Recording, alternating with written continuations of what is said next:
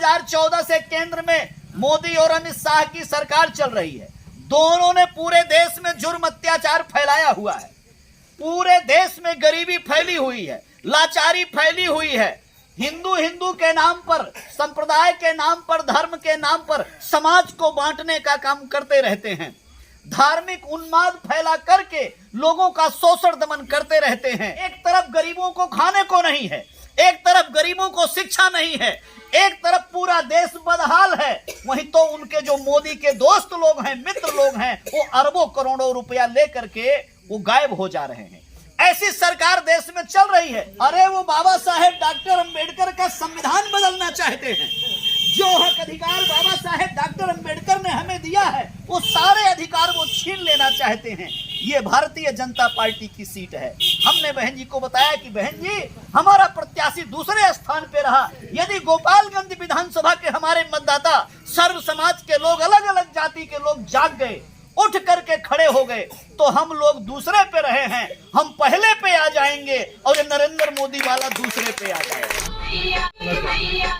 तो साधु यादव की पत्नी श्रीमती इंदिरा यादव को बहन जी ने टिकट दिया है हाथी निशान पे। मेरा नौजवान भाइयों से, माताओं बहनों से कहना है, और भी पार्टी वाले, वो कमल का फूल भी आता है, दूसरा भी आता है। कोई चमार, कोई दुसाद, कोई नोनिया, कोई बिंद, कोई मल्लाह, कोई नाई, कोई धोबी, कोई यादव, कोई कुर्मी, कोई गडरिया, ये नहीं बन सकता था राजा। ये जो राजा बने हुए हैं श्री नीतीश कुमार आज 22 साल से, किसकी बदौलत बने हुए हैं? बाबा साहेब डॉक्टर भीमराव अंबेडकर की बदौलत बने हुए। बाबा साहेब ने ये जो राजनीति करने का अधिकार दिया, ये जो भाषण देने का अधिकार दिया, ये जो चुनाव लड़ने का अधिकार दिया, ये जो बटन दबाने का अधिकार बाबा साहेब डॉक्टर अंबेडकर ने दिया, इसी वजह से आज किसी का भी बेटा वो राजा बन सकता है। राजा होता कौन है? गांव का राजा मुखिया होता है, सरपंच होता है। ये विधानसभा क्षेत्र का राजा विधायक होता है, जिसका आप चुनाव लड़ रहे हैं। एक संसदीय क्षेत्र का राजा सांसद होता है, प्रदेश का राजा मुख्यमंत्री होता है, और पूरे देश का राजा प्रधानमंत्री होता है। ये आज के राजा होते हैं। बाबा साहेब डॉक्टर अंबेडकर ने जब ये वोट देने की ताकत को लिखा, तो बाबा साहेब डॉक्टर अंबेडकर ने कहा था कि देशवासियों, मैंने रानी के कोख का ऑपरेशन कर दिया है, मैंने रानी के पेट का ऑपरेशन कर दिया है। अब रानी राजा नहीं पैदा कर सकेगी, अब राजा रानी के पेट से नहीं पैदा होगा, अब राजा कहां से पैदा होगा? अब तो ईवीएम मशीन हो गया, पहले बैलेट बॉक्स का बक्सा होता था।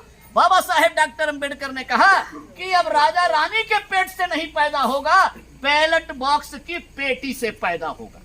ये बाबा साहेब डॉक्टर अंबेडकर ने प्रावधान किया। वो इसलिए मेरे साथियों, मेरा कहना है, लेकिन एक बात इसके साथ में जरूर कहना चाहूंगा, ये बहुजन समाज पार्टी माननीय बहन जी का नारा है, सर्वजन हिताय सर्वजन सुखाय। इसका मतलब ये हुआ, सभी जाति, सभी वर्ग, सभी समाज के हक अधिकार की बात हमारी बहन जी करती है। मान्यवर कांसी राम जी ने नारा लगाया था, जिसकी जितनी संख्या भारी उसकी उतनी हिस्सेदारी, सबकी भागीदारी बहुजन समाज पार्टी, हमारी पार्टी देना चाहती है। इसलिए इस आपकी पंचायत में ये चुनाव का दौर है, आपको अपना प्रत्याशी जितवाना है। इसलिए सम्मानित नौजवान भाइयों, मेरी माताओं बहनों, मेरे से कहना है, मात्र अपना वोट देने से बात नहीं बनती है, मात्र अपना वोट देने से बात नहीं बनती है। अपनी दोस्ती में, अपनी रिश्तेदारी में, अपने गांव में, अलग अलग जाति में, अलग अलग बिरादरी में हमको सबके आगे हाथ जोड़ना है। ये बात जो हमारे साथी लोग, हम लोग समझा रहे हैं, ये बात सबको जाकर के समझाना है, समझा करके सभी का वोट लेना है। तब हम अपना प्रत्याशी जितवा पाएंगे, तब हमारा हाथी छाप जीतेगा, तब श्रीमती इंदिरा यादव विधायक बना पाएंगे, सदन में उनको भेज पाएंगे। आज अगर ये हम भाषण दे रहे, चमार का बेटा होकर के, ये मल्लाह का बेटा होकर के, धोबी का बेटा होकर अगर ये भाषण दे रहे हैं, तो ये भाषण देने की ताकत किसने दिया? उन बाबा साहेब डॉक्टर BR अम्बेडकर ने दिया। अपने 4-4 बच्चे कुर्बान करके हमें ताकत दिया है। उनकी पत्नी माता रमाबाई, 35 बरस की उम्र ज्यादा नहीं होती है, 35 बरस की उम्र में 4-4 बच्चे चले गए। माता रमाबाई को टीबी की बीमारी हो गई, 1-1.5 साल तक टीबी से तड़पती रही माता रमाबाई। बाबा साहेब डॉक्टर अंबेडकर इलाज नहीं करवा पाए, घर नहीं आए। 36 बरस की उम्र में माता रमाबाई भी दुनिया छोड़कर चली गई। तो उस डॉक्टर अंबेडकर ने, जिन्होंने हमें ये सब दिया है, अपने 4 बच्चे कुर्बान किए हैं, अपनी पत्नी कुर्बान किया है, तब बाबा साहेब डॉक्टर अम्बेडकर ने ये सब हमें दिया है। इसलिए चुनावी मौका है। मैंने ये थोड़ी कैडर की बात, मिशन की बात, ये नौजवान भाइयों को देख करके, माताओं बहनों को देख करके मैंने आपसे कही है। हमारी लड़ाई मात्र एमएलए बनाने की नहीं है, हमारी लड़ाई मात्र चुनाव जीतने की नहीं है, हमारी लड़ाई पूरे बहुजन आंदोलन की है। हमारी लड़ाई बाबा साहेब के विचारधारा की है, कांसी राम साहब और बहन जी के विचारधारा की लड़ाई है। यही गोपालगंज में एक नहीं 7 हत्याएं इसी गोपालगंज में हुई हैं। और वो किसी एक जाति नहीं, कोई चमार मार दिया गया, कोई हमारा पासवान भाई मार दिया गया, एक मुसलमान मार दिया गया, कोई एक बिंद मल्लाह मार दिया गया, एक तेली मार दिया गया, अलग अलग जाति के लोग मारे गए हैं। 7 हत्याएं हुई हैं इसी गोपालगंज में। धिक्कार है श्री नीतीश कुमार जी को और उनके साथ जो लगे हैं तेजस्वी यादव। कैसी सरकार चला रहे हो आप लोग? ये सरकार चला रहे हो, कोई किसी को कहीं हत्या कर दे, कहीं मार दे, बहन बेटी सुरक्षित नहीं है, हम लोग सुरक्षित नहीं है। अगर इस सरकार का प्रतिकार करना चाहते हो, ये बताना चाहते हो कि भाई तुम्हारी सरकार ठीक नहीं चल रही है, सरकार तो चल रही है, बहुमत में है, चलेगी, लेकिन आप एक मैसेज दे सकते हो सरकार को, प्रदेश की सरकार को, नीतीश कुमार की सरकार को मैसेज दे सकते हो कि आपकी सरकार ठीक नहीं चल रही है, शोषण दमन कर रही है। एक पासवान समाज का भाई छपरा जिले में, उसका हाथ पांव बांध करके और तब तक पीटते रहे जब तक मरने वाला नहीं हो गया, और मरने के पहले उसका नाखून निकाल लिया, उसकी आंख निकाल दी गई। ये बिहार में ऐसे ऐसे शोषण दमन की घटनाएं घटती हैं।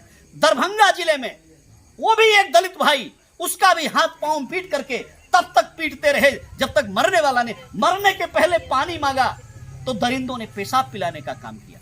ये सब ये सरकार में चल रहा है। मेरा आप लोगों से कहना है, ये एक सीट है गोपालगंज की, ये सीट ये बताएगी मोदी गवर्नमेंट को और नीतीश गवर्नमेंट को कि आप गलत कर रहे हो। अगर आप लोग बहुजन समाज पार्टी का कैंडिडेट जितवा देते हो, माननीय बहन जी का कैंडिडेट जितवा देते हो, बाबा साहेब डॉक्टर अंबेडकर का कैंडिडेट जितवा देते हो, तो एक संदेश जाएगा पूरे बिहार में, पूरे देश में संदेश जाएगा कि गोपालगंज की जनता ने, गोपालगंज के मतदाताओं ने एक संदेश दिया है, ये अपनी सरकार ठीक कर लो, नहीं तो 2024 में जब पार्लियामेंट का चुनाव आएगा तो हम आपको ठीक कर देंगे।